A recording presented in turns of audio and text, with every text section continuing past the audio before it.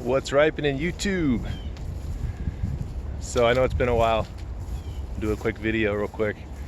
I was listening to my boys out in Brazil, Felipe, Gennaro, Agroforestry Academy, and I think it was Felipe that said it, and it kind of been rolling around in my head for a little while.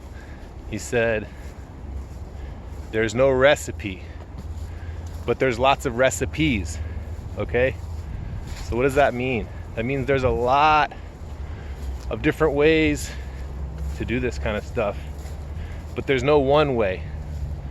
So it's up to you to figure it out. Your site, your personal needs, how much time and effort you can put into something. That's what matters when you're developing your recipes. But there is no recipe. So it's all experimental. You got to pay attention, take the time to learn, try to find people near you.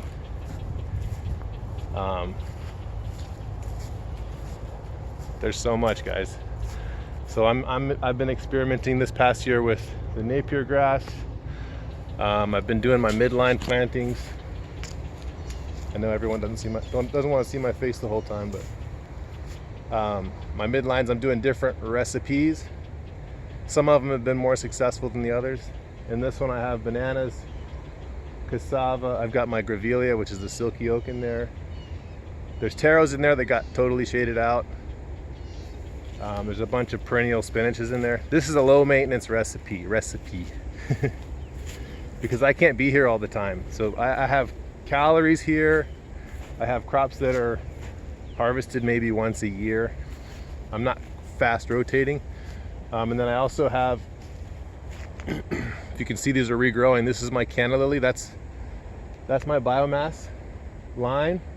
And then I've already done it in this row. I've been taking out my bananas that were between my mango trees and putting them here. So check this out. So this is I just replanted all my malanga. I've got my bananas here to keep them well watered. I'll even cut down some bananas. In the cold season, a lot of times the banana quality isn't as good because they don't develop properly.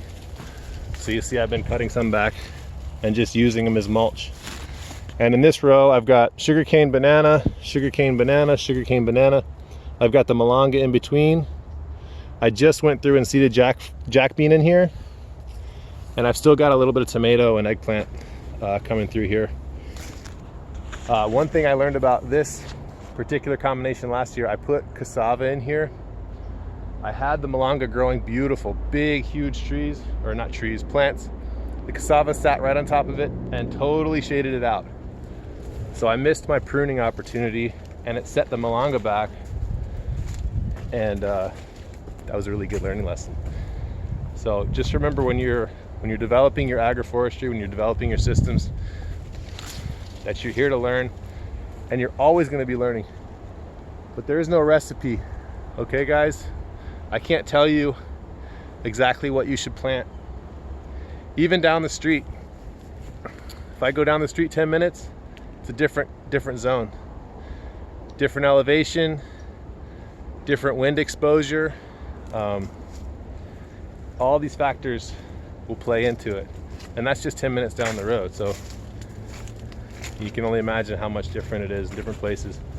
But just remember that the big thing for you in your zone is to learn what I call your plant palette.